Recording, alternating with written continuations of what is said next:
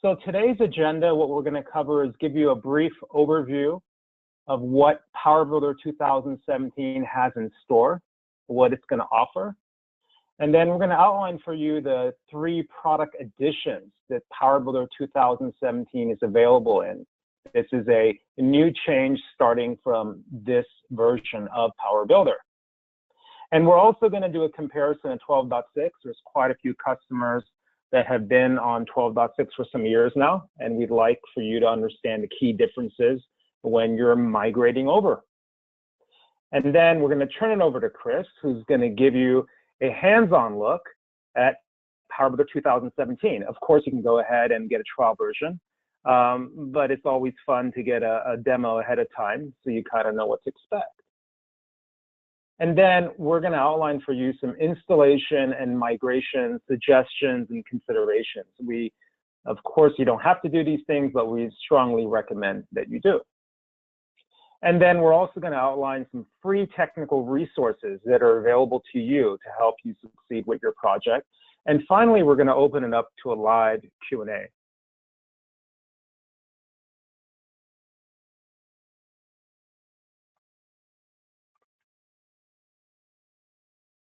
So PowerBuilder 2017 is a low-risk, valuable upgrade in our opinion.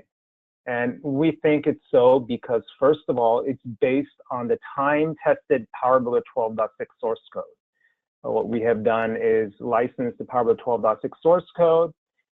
It incorporates the latest bug fixes from SAP build 4139, which was released just this month of June. And so it's really a safe bet in terms of the code base being tested for quite some time. And the second thing is upgrading 2017 ensures that you can keep getting technical support beyond June 30th of 2018, which is the current end of life or end of maintenance date for the 12.6 version. And 2017 supports Windows 10 and Windows Server 2016. This is the first and only version currently available of PowerBuilder that actually does officially support that. And this is important because, one, we have addressed a number of Windows 10 specific bugs in the PowerBuilder 2017 release.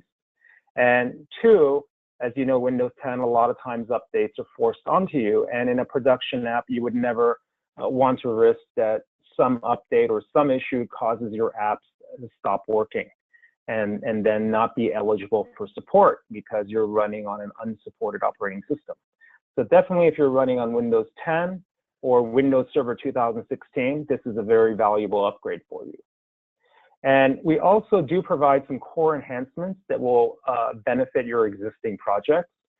Chris will be covering those in the hands-on look, and those include the ability to generate PDFs, to have a continuous integration-friendly compiler, a standalone compiler that is free of license activations and can be fully scripted. And then what we've done in 2017 is replace SciSam with a completely new cloud-based licensing system that Chris will also give you a demonstration of. And if you're upgrading from an older version of PowerBuilder than 12.6, there's many other upgrades you're going to get depending on how far back you are. And finally, you'll be able to start dabbling in the world of iOS and Android, taking the reports data windows and even existing modules or code assets that you have, and quickly getting that onto an iOS or Android device or both. And you'll also be able to take advantage of mobile device specific functionalities.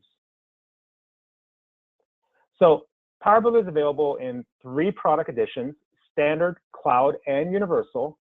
PowerBuilder is now offered as a subscription license, so it's a fee per developer per year. Prices are in US dollars.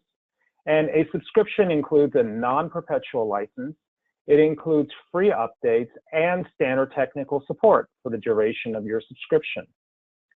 The standard edition basically gives you almost everything that you have in the enterprise edition of PowerBuilder historically. So that includes a desktop client server target, which you can deploy to 32-bit or 64-bit operating system, native database drivers, and as outlined in the subscription includes major updates and support.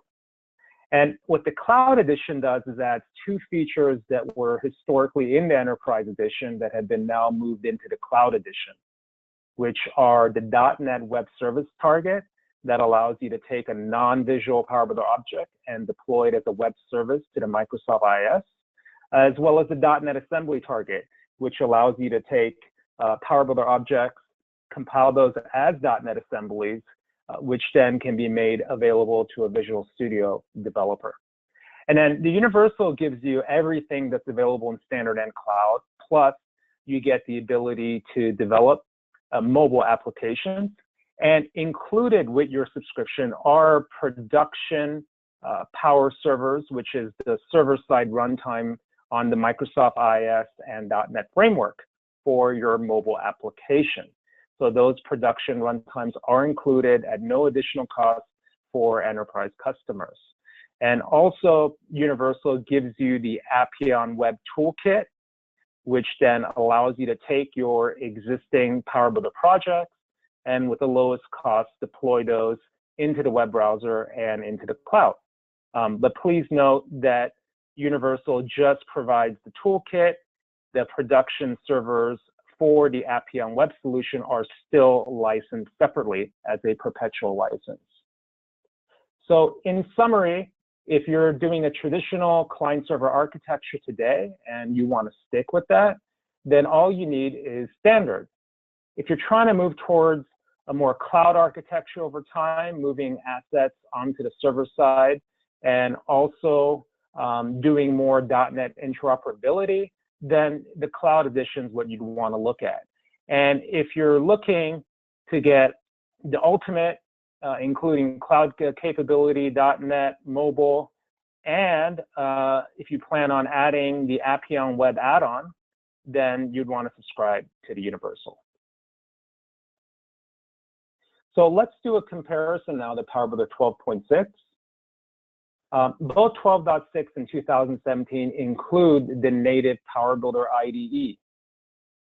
The native PowerBuilder IDE is historically called Classic. We call it Native IDE because, as you'll see in the next point, we have deprecated the Visual Studio IDE of pb.NET. Our direction for PowerBuilder is to put more .NET functionality and .NET interoperability into the native PowerBuilder IDE. And that gives us the most control over the future of PowerBuilder instead of relying on the Visual Studio isolated shell. Now, both 12.6 and 2017 can generate 32-bit and 64-bit desktop applications. Versions before PowerBuilder 12.6 were 32-bit only. Both versions do offer the ability to deploy .NET Web Services, .NET assemblies. The .NET WinForm was a target introduced in PowerBuilder 11, has not really been enhanced in 12, and we have decided to deprecate this feature in favor of a long-term direction towards other .NET technologies in our roadmap in the future. EA Server is a product that is basically obsolete. And for that reason, we have decided not to include that going forward. The EJB client is a feature that will allow you for your PowerBuilder apps to interface with Java components that are deployed to a Java app server. And so that's a feature that we've maintained in the product, but it's something that is only included for backwards compatibility in 2017. So that means that even though the feature is in the product, we're not actively enhancing it or maintaining it. And we do encourage you to explore the .NET capabilities that PowerBuilder 2017 has to offer. And finally, 2017 offers you a mobile cloud app target.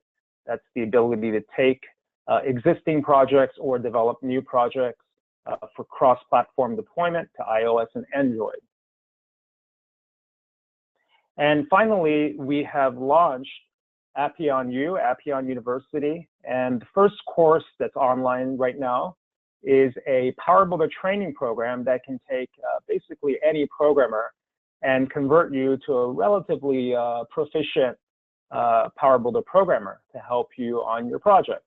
So this is completely free and a fairly comprehensive course. If you really are looking to learn PowerBuilder or brush up on your skills, you might want to take a look at that. Hello, everyone, and welcome to the hands-on look part of the webinar this morning.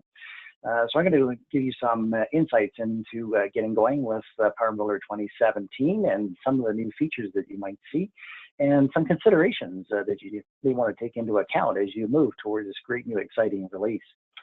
First of all, I just wanted to bring up my Windows 10 console to show you that I'm actually on the latest and greatest upgrade of Windows 10, which is for some reason called the gaming release of Windows 10. Well, I have PowerBuilder running along here at the bottom.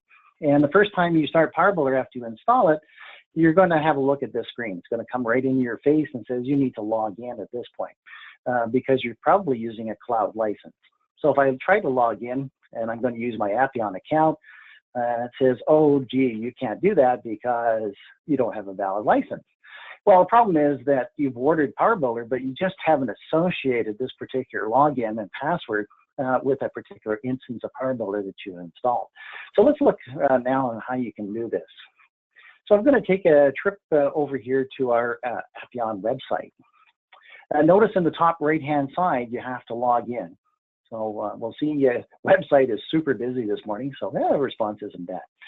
So if you haven't already done so, you'll have to create an account on the website in order to log in and have your administrator associate your license.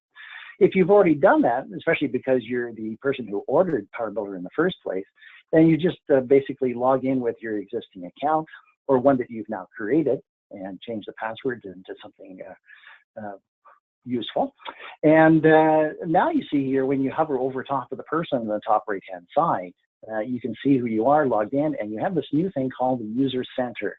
So let's take a trip over there for a second, and we'll see here that I have ordered already a PowerBuilder, and I have some subscriptions. I have Universal PowerBuilder, I have InfoMaker Standard, and because I've ordered PowerBuilder Universal, I also have this new thing called the Power Server, which is used to assist you in mobile application development, deployment, and execution at runtime. So we need to assign a license at this point. So just for this particular webinar, we're focused on the PowerBuilder. So let me show you how to do that. Notice under License Management drop-down on the left-hand side, PowerBuilder IDE, and then notice here at this point, all licenses. Well, I have licenses because I purchased PowerBuilder Universal, but nobody's assigned to it.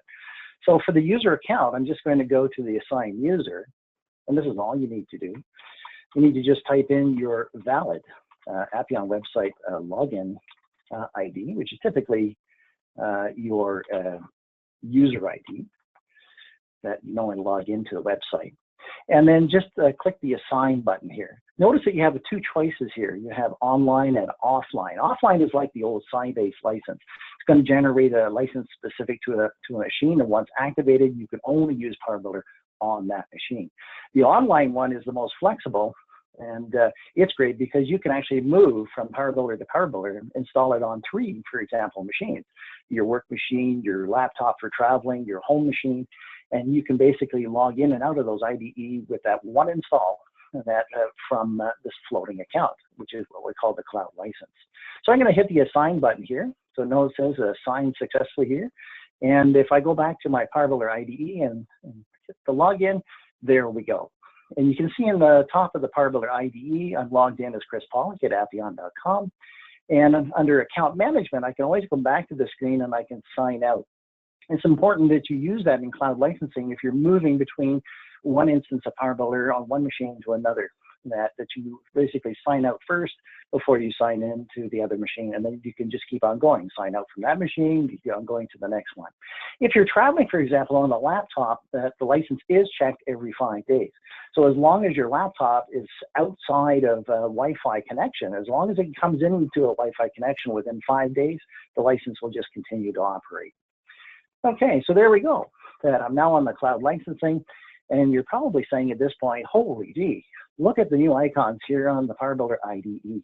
Well, they're really the same icons. It just has that Windows 10 kind of look for the debugger, for the run, for example, for the database profile, the database painter. They're all the same icons. And basically, they've gone to that, again, that Windows 10 look and feel, because that's the way PowerBuilder is moving into the new Windows GUI look and feel.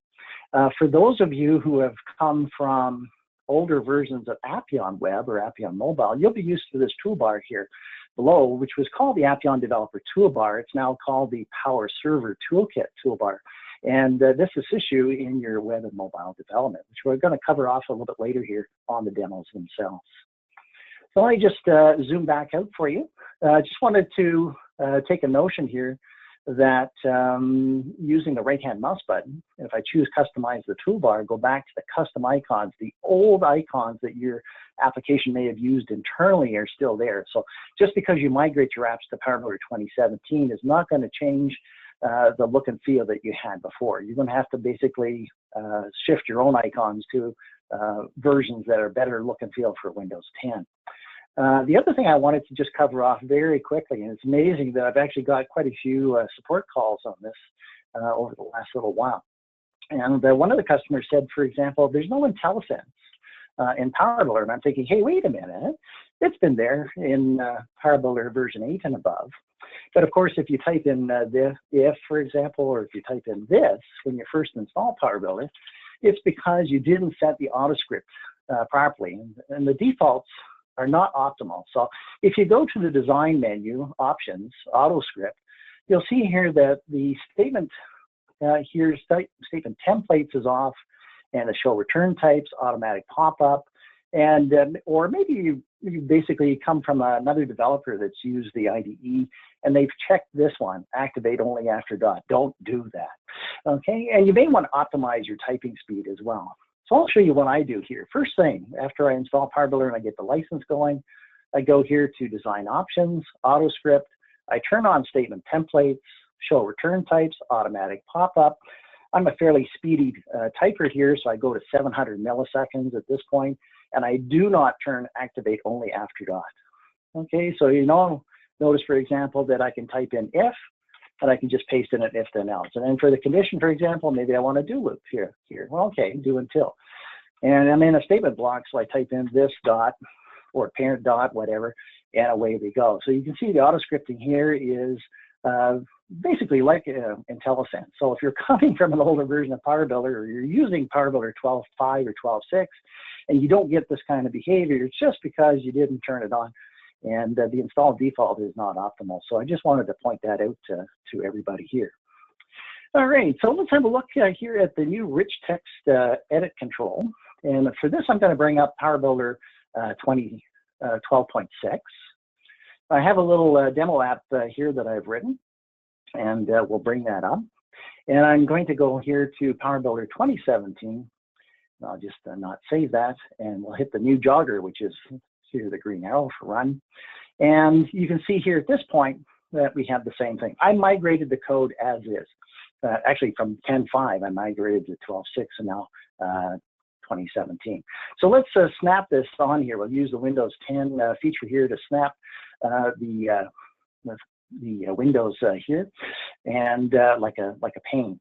By the way, if you're moving to PowerBuilder 2017, dockable windows, I'm using the docking feature of Windows 10 here, dockable windows feature is also now available in 2017. So check that out. It's just amazing here. So let's have a look here at the rich text control. So on the left is the old one. So for example, you'll notice that there's some new commands and some new features here, for example. On the right-hand side, you can see that I put a Visio diagram that inside the rich text. Couldn't do that. So support for better image types and also for visual drawings and stuff like that has been added here to the new rich text control.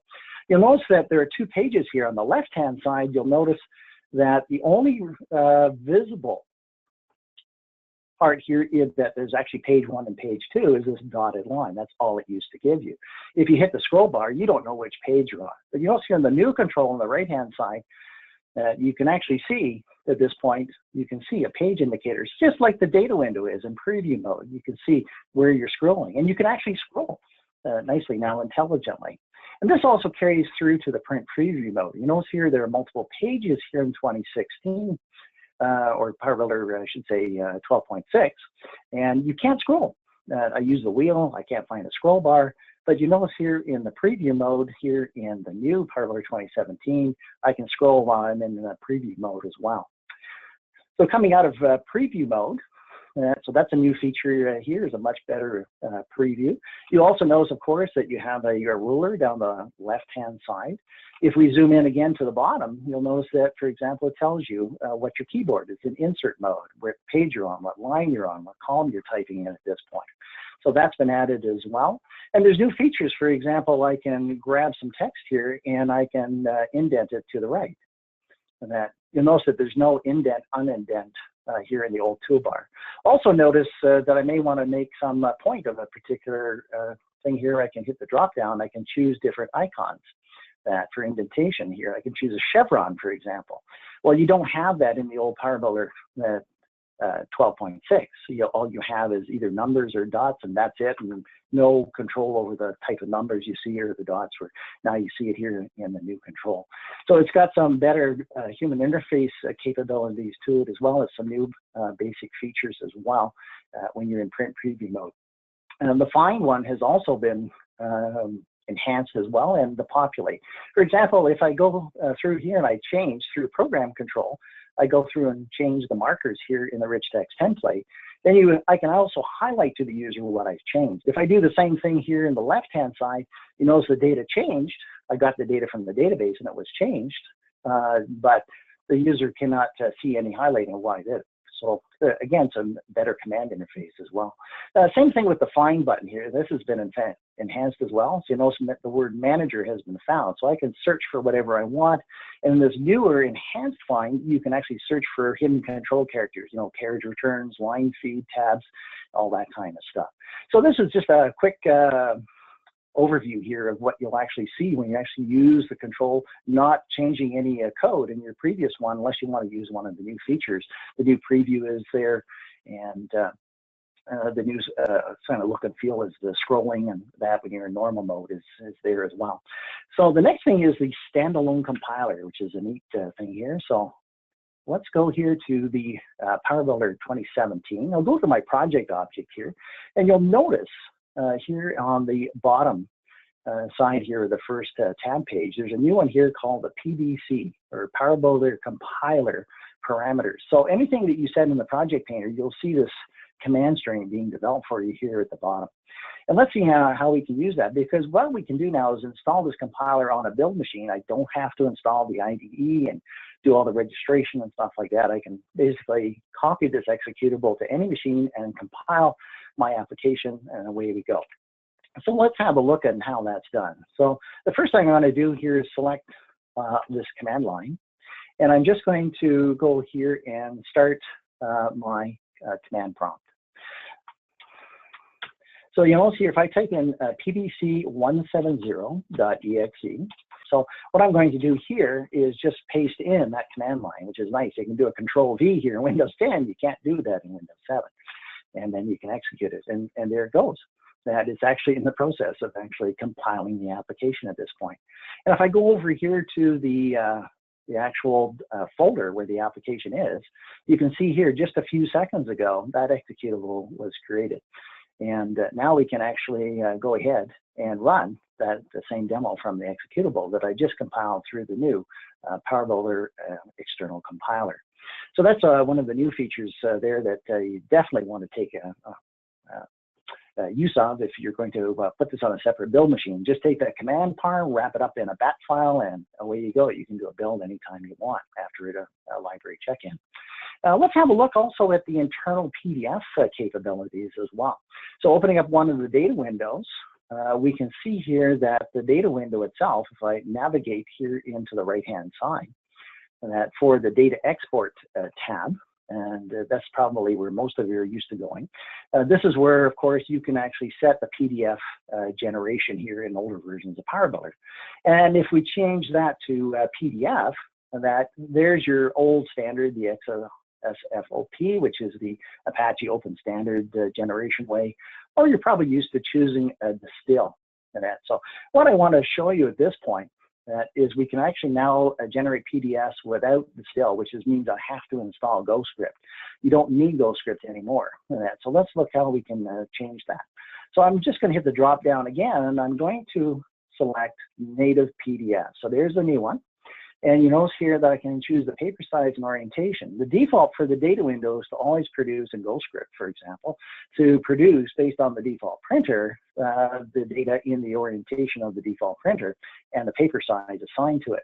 So you notice here in this particular internal one, we can override that and say, even though this data window is 8.5 portrait mode, let's switch that to 14 by 11 in landscape mode when I produce the PDF, yet the data window presented on the screen is still in portrait mode.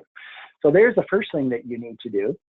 And here's a little trick that I've learned once in a while, especially if you've done a retrieve and now you go back and you've come from this mode to this mode and you want to test this new behavior in the preview screen. Here's a Chris Pollock little trick that I use all the time. I use the right-hand mouse button and take any of the objects in the design pane and move them to the front or back. Notice that there was a little blink there. I'll do it again. Watch that at the bottom. There's a little blink.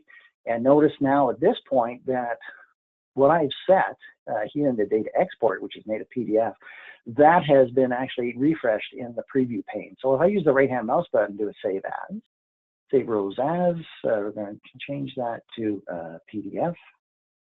And I'll just right over top of that one again.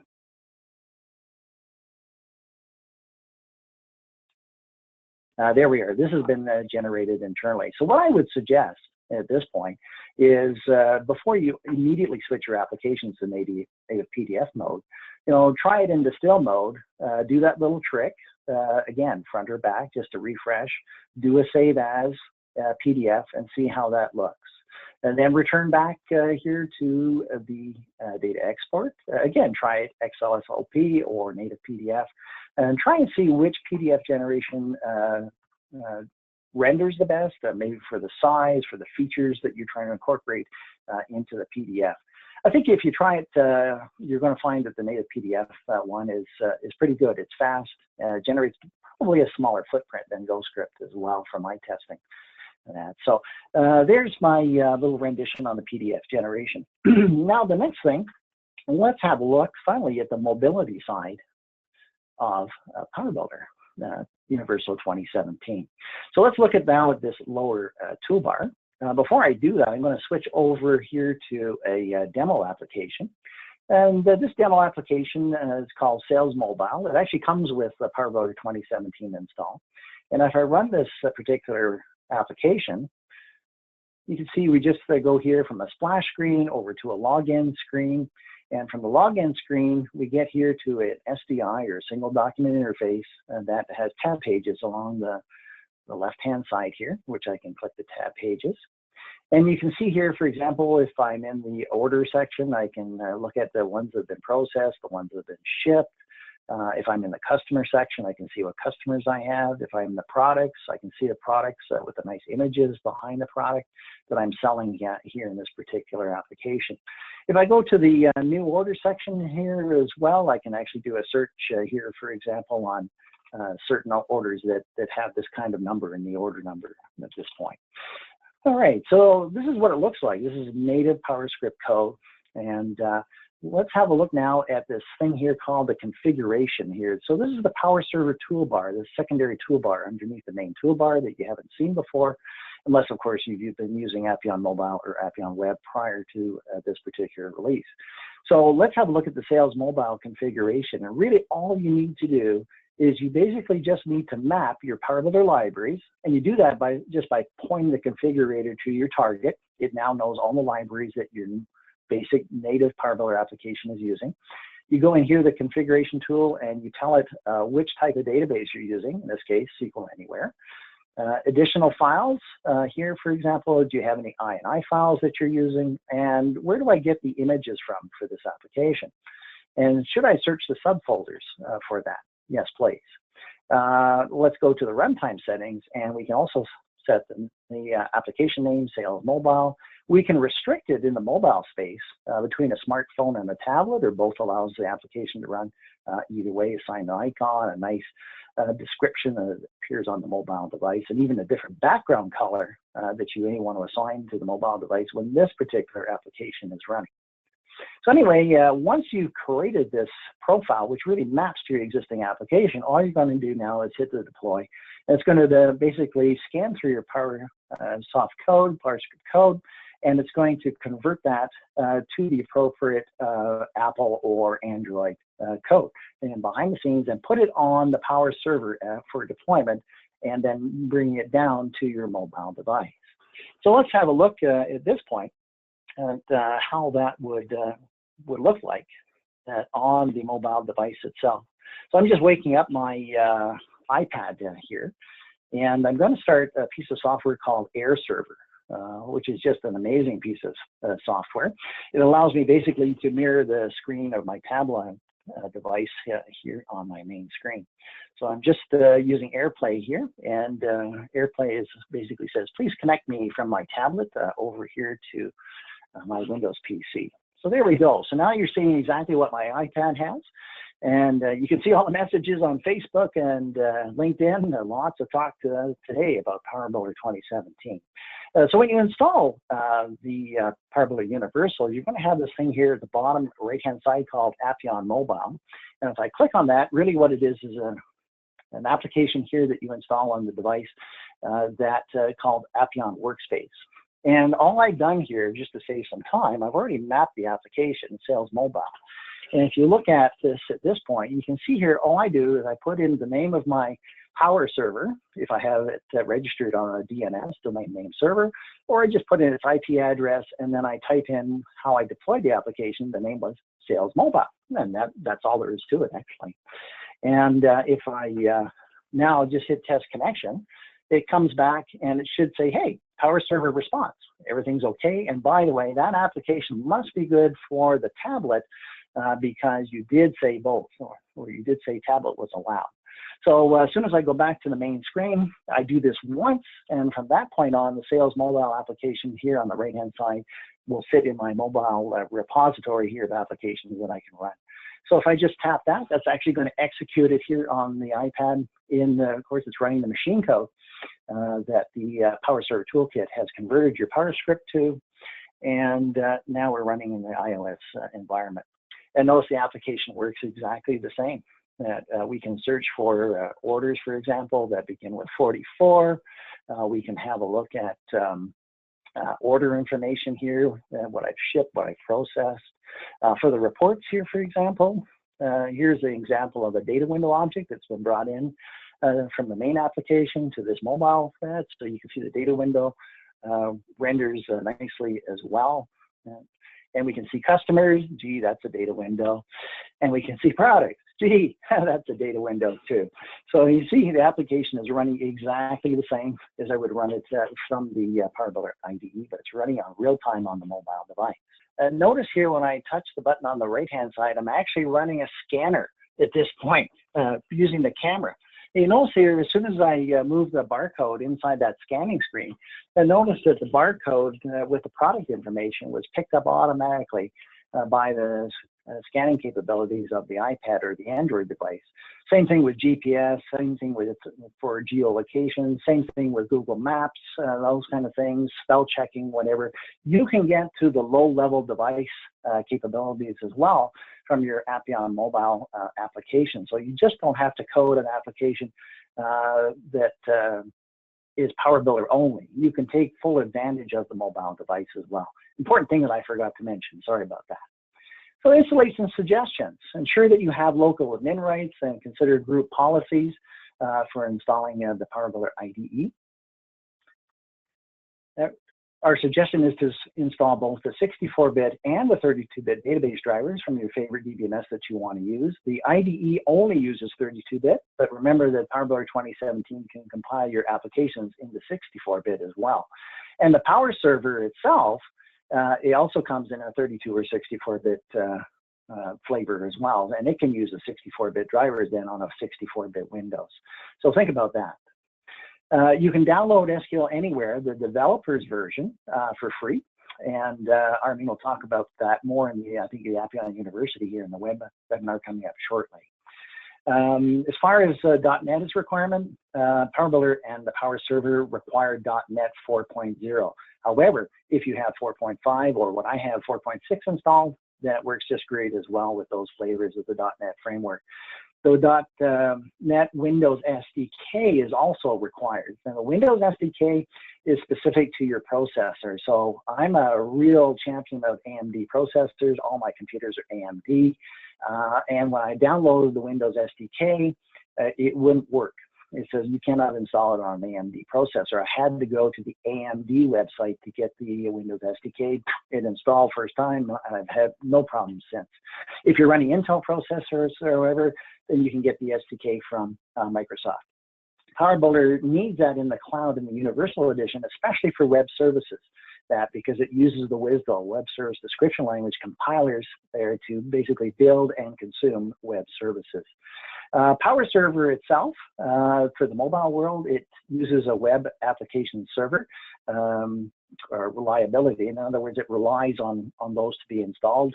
For the application server side and the web server side, IIS is the key here because we're giving you in the Universal Edition the .NET flavor of Power Server. And so make sure that IIS is always installed as well prior to installing PowerBuilder 2017 Universal.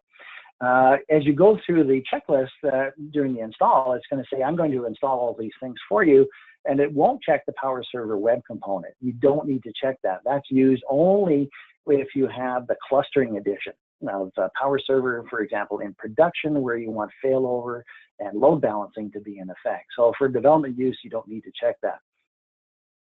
And we suggest that you run the PowerBuilder IDE as administrator as well. Again, this is definitely required when you're using the Windows SDK for web service compilation and consumption. So if you're an existing Appeon web or Appeon mobile user prior to PowerBuilder 2017, you're going to have, of course, a new version. We used to call it the Appeon server. Now we've renamed it to Power Server. And then PowerBuilder Universal, we've called it the Power Server mobile piece. If you already have an older Appeon server installed, they cannot coexist together. So our suggestion is either put it on a separate instance of IIS, a different machine, a different VM, for example. That's fine. Or you can uninstall your Appeon server from a previous release. Note, if you're using Appeon 2016 server, it is compliant with PowerBuilder 2017, but only if you use build 1119. So make sure the latest EBS is installed before you install PowerBuilder, or at least you use the Appeon server. If you're using older versions of Appeon server product like Appeon 2013, 2015, you'll have to stay with your current version of PowerBuilder because it is not compatible with the newer flavor of 2017. So you may want to stay on that combination of software until you're ready to upgrade that particular IDE and server on that particular developer's machine. So if you're migrating from PowerBuilder 12.6, here's some things to consider. The rich text edit, changes, and possible regression bugs. So let me just quickly drop back here to PowerBuilder 2017, go to the table of contents and the help, and we'll have a look at what's new under the rich text control, and I'll just expand that for you. And notice that there's some features, for example, that have a limitation, and some features that have a slight difference. Sometimes it's just a case that we return a +1 instead of a 0. It's a minor thing.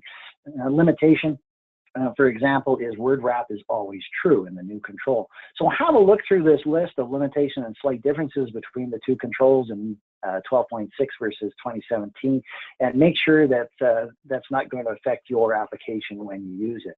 Of course, test, and if in doubt, test again. We try to put a wrapper around the new control and isolate you from any changes, but let us know if you encounter any problems. As Armin already mentioned, WinForm and WPF is gone because PowerBuilder.net and WinForm is no longer supported. Also, WebForm, for example, if you're coming from an older version of PowerBuilder, like 12, for example, or 11.5, you had WebForm, and that was deprecated by SAP in version 12.5.2. Deploying your PowerBuilder.net IDE web services. Of course, the .NET IDE no longer available. You can continue to use it for as long as it runs, or you can basically rewrite the web services back into the PowerBuilder 2017 IDE. EA Server is not supported. You can still take your non-visual objects that you deploy to EA Server and run them on the client side, or convert them to PowerBuilder 2017 web services and call them that way as well. And if you're migrating from older versions of PowerBuilder, there's a great migration guide here, and there's a tiny URL that you can use to get to the migration guide, and it shows you the differences between every PowerBuilder release and the migration considerations. So if you're coming from a very old release of PowerBuilder, like version 7, for example, or 10, you may want to go through that and have a look at all the changes. And because PowerBuilder 2017 is the accumulation of all those new enhancements. But there are also some migration considerations in between, especially PowerBuilder 10 realm, where we cross between the ANSI and Unicode world. So note that there's migration topics are going to be covered in separate webinars, and I understand that coming up shortly is from our PowerBuilder community aficionado, John Strano, is covering migration topics in a separate webinar coming up soon.